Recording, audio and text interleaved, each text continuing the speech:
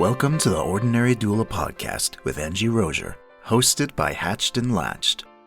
Here, we explore the many layers of pregnancy, labor, birth, breastfeeding, and postpartum life through the lens of more than 20 years in a busy doula practice supporting thousands of families.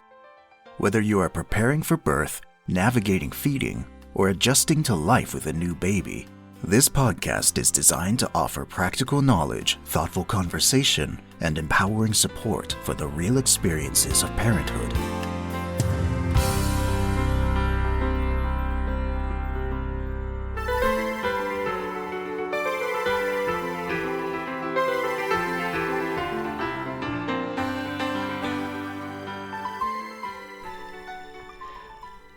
Hello again, this is Angie Rozier with the Ordinary Doula podcast. We are hosted by Hatched and Latched. Go check us out at hatchedandlatched.com. Today's topic, as you know, I just kind of do topics that present themselves throughout my work, things that come up. And today's topic, I want to discuss insurance coverage for birth services. Specifically, we're going to talk about doula services today. And I'm going to talk to you a little bit about a program that I work with and the different ways that doulas may be covered by insurance, and what you can do about it, and how, if it's not covered by anything, that you have access to, what each of us can do to kind of change that. So traditionally, or over the last, 20, 30 years or so, hiring a doula has been considered an out-of-pocket expense. Most families, that for many anyway, that cost is a barrier to getting that kind of support, which is incredibly unfortunate. But things are changing slower than we like, of course, in that direction. Where it's becoming more accessible. So more employers, more insurance companies, Medicaid programs of the state Medicaid programs are recognizing something that we've known for a long time. The research has said it, and a lot of times it takes so long for results and for data to trickle down into practice changes. But we are seeing things change that way. So there is a recognition and awareness that doulas can improve birth outcomes and reduce healthcare costs. So that kind of gets attention of those who want costs reduced. Now, let's be real about it. Not every entity wants costs reduced in healthcare. There's a lot of money to be made in healthcare, so not like we have, different players here. Some really want, because they're paying for it, they want reduced costs. Others like the, so we have they like charging money because they make money. So, so it's taken a while, but doulas are getting a little more attention that way. And so let's talk about what insurance coverage for birth doula services and postpartum in some cases, what that may look like, and what might be available to you, and or what you can do to move the needle in that direction. Maybe not for you, but for people who will come after you in the future. And got to remember, there's no one simple answer here. There's a lot of facets to look at with this. And as a doula myself, I have some mixed emotions about that, mixed feelings about coverage in some instances, and we'll kind of chat about that. But the access you have through insurance depends on so many things: where you live, who your insurance is through, who your employer is. So we're going to dive into that a little bit. And so one of the interesting point is why doulas are getting that attention from insurance companies, and getting the awareness why that's getting coverage happening, really. So historically, doulas, well, we can't go back super far historically speaking. This is kind of a new role in our modern world. It's an ancient role, really, in our ancient world, the role of female support during birth. But as a profession, as a service, it's a little bit of a newer profession, and has been viewed as a luxury. And that is definitely the case throughout my practice. Over the last 20 years and more, it is definitely a luxury item, and a lot of people, many people can't afford this. And a lot of insurance companies are recognizing what the research has shown for years, that this, having doula support or continuous support from a professional person during labor lowers cesarean rates, It decreases the amount of interventions that are happening, and interventions are costly. People have higher satisfaction with their birth experiences. It bleeds over into the postpartum period. Bleeds. Do you get? Sorry, bad joke there. Bleeds into postpartum. It transfers into the postpartum period into breastfeeding. Like, we have a greater rates of breastfeeding success and duration when birth doula support is present, which is awesome. Lower rates of preterm birth for some populations, and better maternal health outcomes for parents with support throughout pregnancy, birth, and postpartum period. So healthy for insurance companies, for employers, a healthier pregnancy, fewer complications, happier, healthier work population can translate into lower healthcare costs. And for families, like the front line who's receiving this service, a lot of times that can mean better support, like and more positive experiences. Because everybody going about this is going to have a different agenda, honestly. Why? Why are insurance companies, some of them, starting to cover doula services? Why do families want them? It's going to be different. Everyone will be self-serving, actually, about why they want that, every aspect of this. So there are different types of coverage, and no insurance company is going to look the same. And I want to kind of overlay a concept here. We're not going to talk about any, I'm going to talk about a couple details, but the information on this podcast episode, I'm not going to give like direct parameters, because it could be different next week, next month, next year, as things are changing. But the idea is that it's changing, and that's what we like.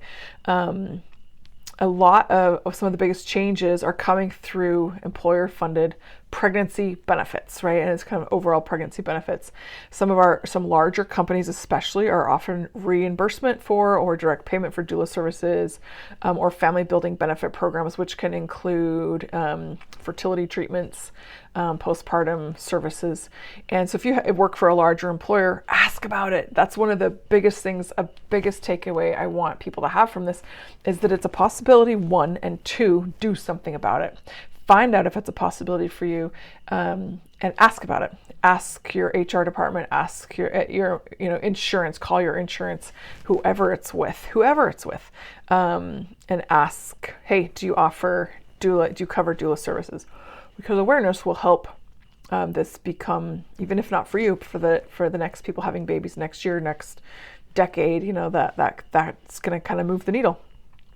So, because a lot of families don't even realize this benefit exists through their insurers, or through Medicaid, for that matter, depending on the state that you live in.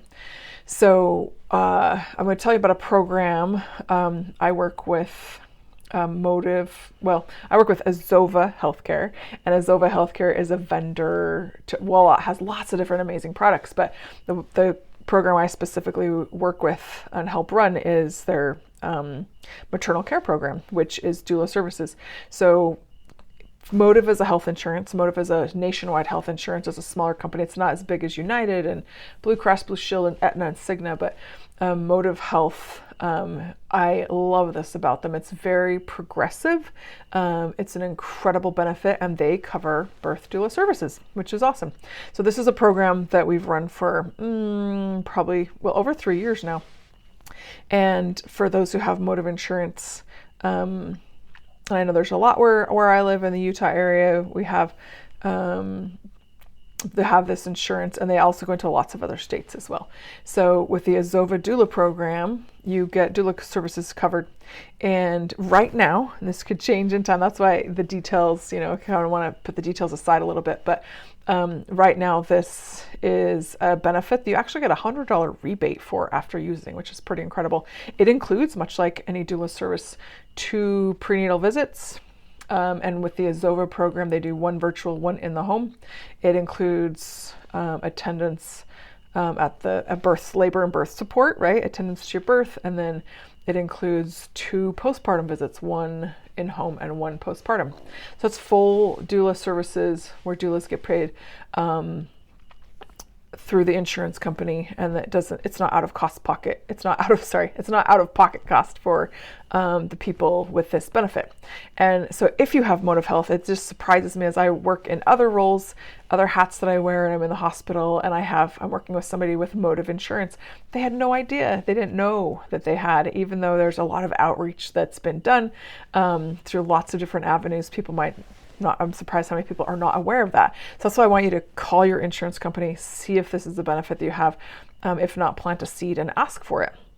So for some companies that require that or that provide insurance coverage for doulas might want prior authorization or ask for an in-network provider. That means a doula who's kind of vetted with that insurance company. It might require specific documentation. It's something you definitely need to do a little bit of planning ahead of time. And then many states, find out what state you're in and what Medicaid offers, what Medicaid coverage is for doula services. That's changing all the time too.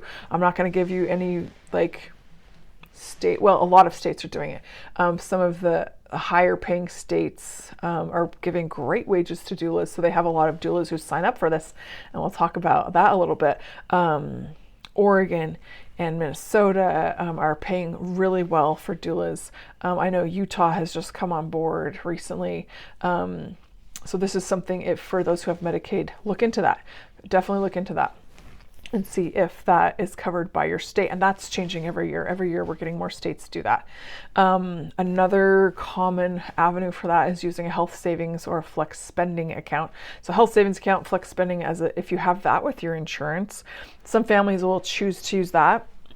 So the doula services are provided, and a lot of times you have to have the documentation, like a super bill or something, which is basically a very detailed invoice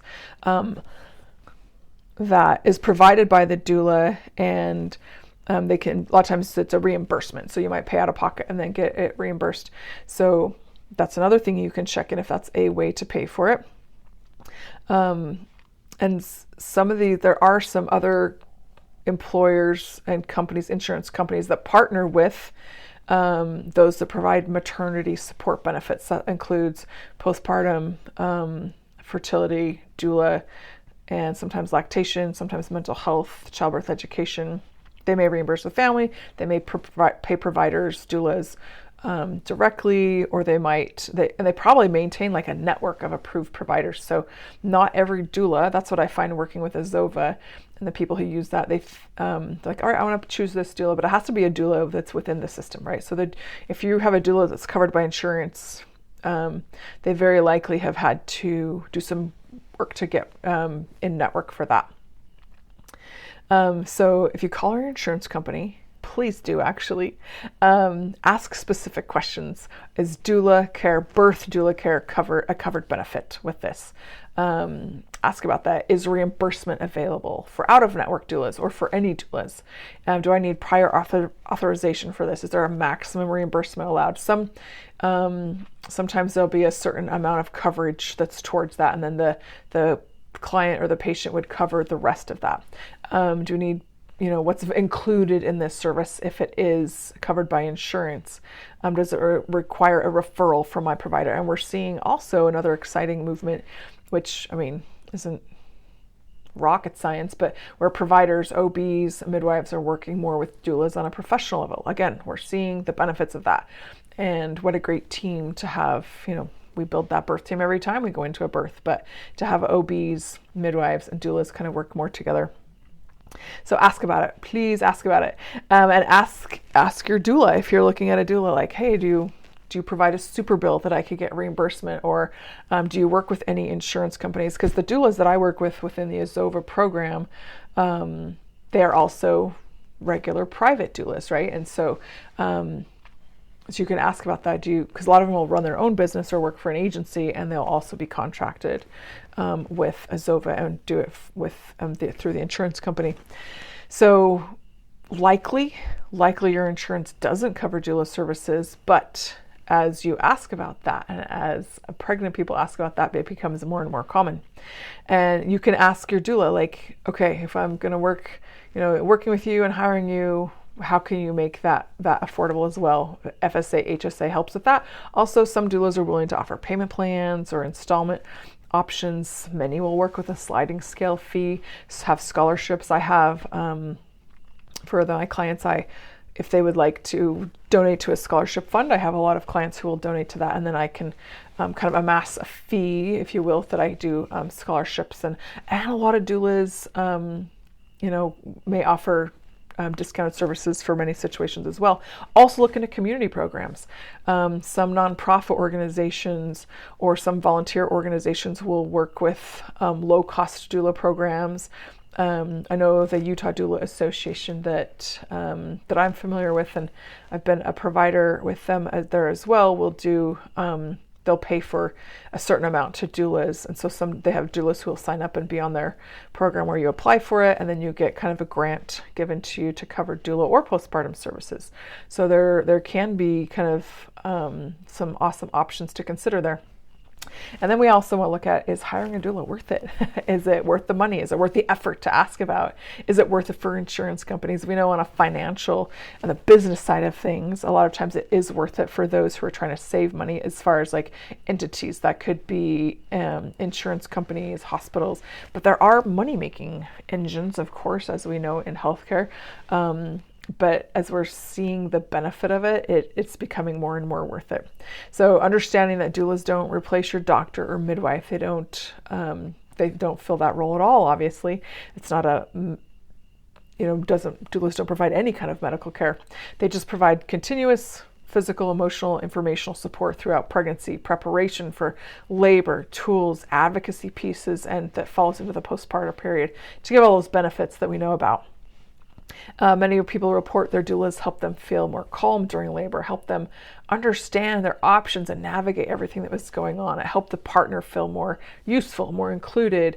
It helped them communicate better with their team and understand their options, and just feel more confident and more calm in their birthing experience. And so for some, insurance coverage simply makes that support more accessible for many, many people, of course, which I absolutely love. Now, on the flip side of that, let's talk about that. Why doulas may not choose to be covered by insurance.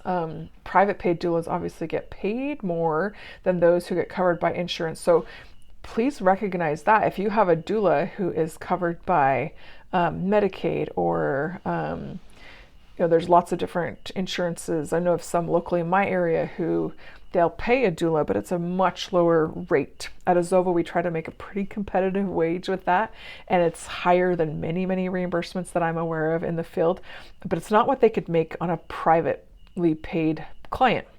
So please recognize that if your doula is covered by insurance, she's doing that at a pay cut of what she could use. And so I am an Azova doula, and I work with a lot of patients there, and I absolutely love it because yes, it's a pay cut, but it gives me access to people that would be difficult to reach, and it gives people who I believe it's very important to have support access to doula services. So that's very important to me.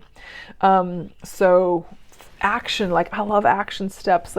Please call your insurance company, call your HR department and ask about this. What are the pregnancy benefits? There are a couple of pregnancy care services that will cover this, and like we talked about fertility, Carrot is one. And again, it's so fascinating working in this realm. How insurance companies work has been really interesting for me to learn about as I work in one. And your insurance company, whether it's United or Cigna or a smaller one, I'm just talking about the big ones, they have many vendors available to them.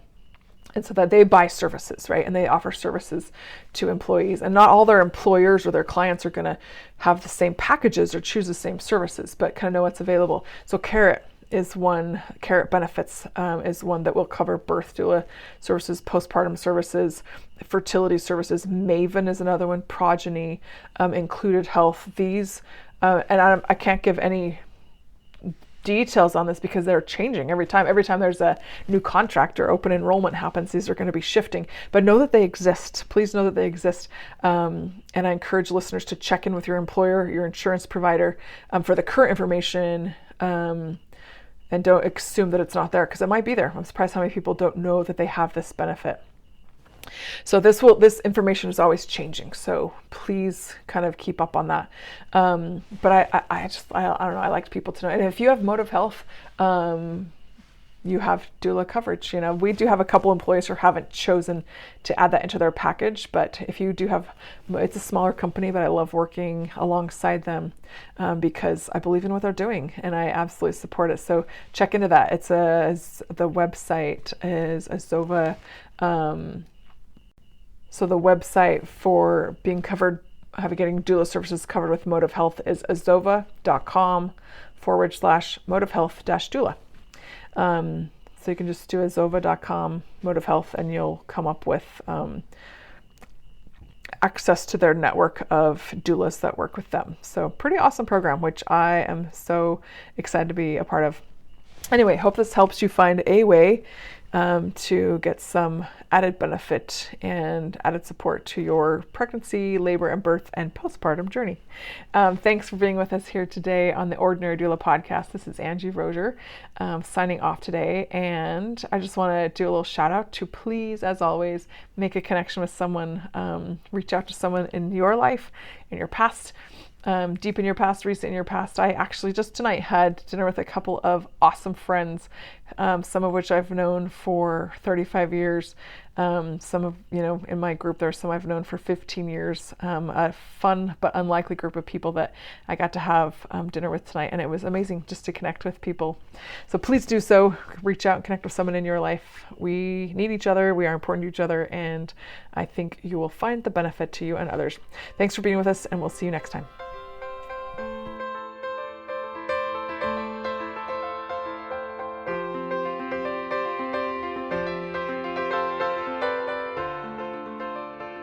Thank you for listening to the Ordinary Doula podcast with Angie Rozier, hosted by Hatched and Latched. You can find episode credits in the show notes and more information by visiting hatchedandlatched.com. If this podcast has been helpful to you, please leave a rating wherever you listen to your podcasts. Your support helps us continue having thoughtful conversations about birth, breastfeeding, and postpartum life. Be sure to tune in next time as we continue exploring the many experiences, questions, and realities surrounding the journey into parenthood.